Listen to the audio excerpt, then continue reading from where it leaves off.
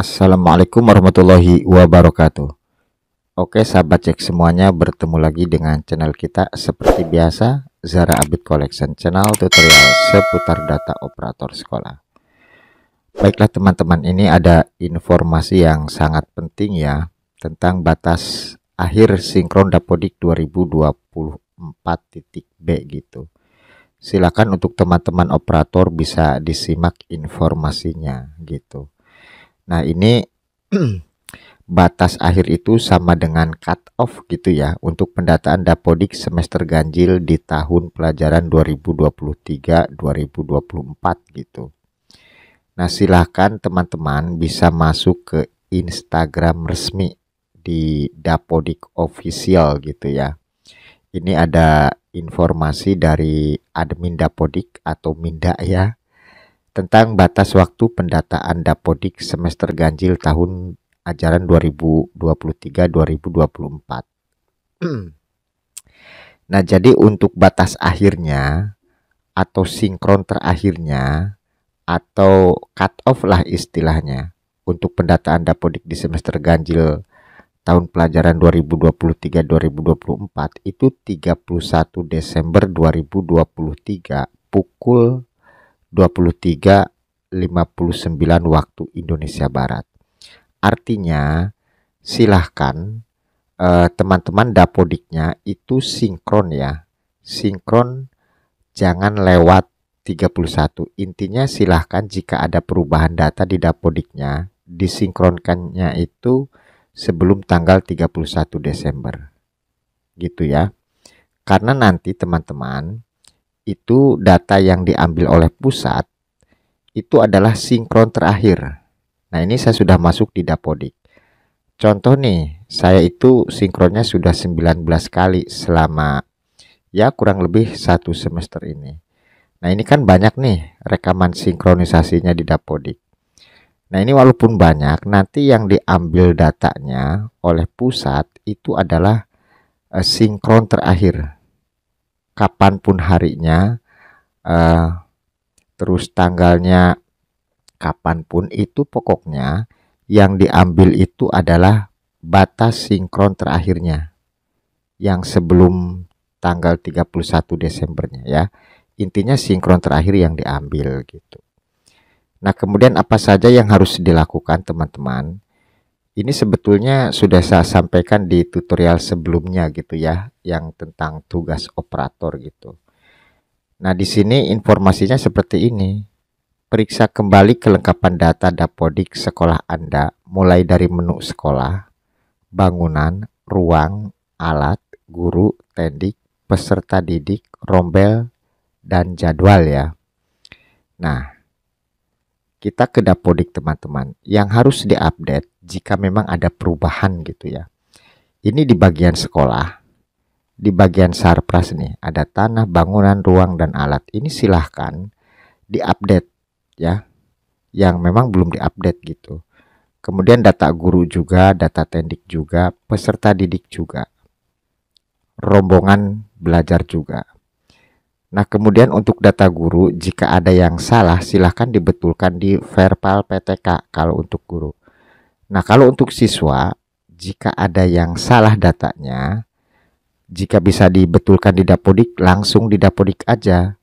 Tapi jika di Dapodiknya terkunci seperti nama, tanggal lahir, nama ibu kandung, gitu ya, dan lain-lain, pokoknya yang terkunci di Dapodik, itu dibetulkannya di verbal PD kalau untuk peserta didik. Silahkan dibetulkan disesuaikan dengan data Dukcapil pusat ya. Silahkan bisa ke Dukcapil wali muridnya supaya datanya itu disinkronkan atau dipadankan dengan Dukcapil pusat gitu. Nah ya, ini informasinya. Nah, kemudian yang perlu diperhatikan teman-teman itu data peserta didik mulai dari registrasi, data periodik, hingga daftar anggota rombel. Artinya, silahkan pastikan semua siswa itu sudah masuk di Dapodik ya, sudah masuk di Dapodik. Khususnya peserta didik tingkat akhir. Kalau tingkat akhir ini biasanya untuk SMA yang akan ke bangku kuliah gitu. Kalau untuk SD pastikan itu yang kelas 6-nya karena nanti mau masuk ke SMP, begitupun yang SMP kelas 9 mau masuk ke SMA atau SMK, itu silahkan data-data peserta didik tingkat akhirnya dibetulkan jika memang ada kesalahan, diupdate, disesuaikan dengan data kependudukan seperti kartu keluarga atau akte kelahiran ya. Karena apa? Pada umumnya untuk kebutuhan perhitungan belangko ijazah ya. Jadi pastikan yang kelas akhir atau tingkat akhir itu siswanya masuk semua, jumlah siswanya sudah benar. Untuk ini sih untuk belangko ijazah nanti. Dan atau agar tidak menjadi kendala dalam pendaftaran seleksi nasional perguruan tinggi. Kalau ini untuk SMA atau SMK gitu.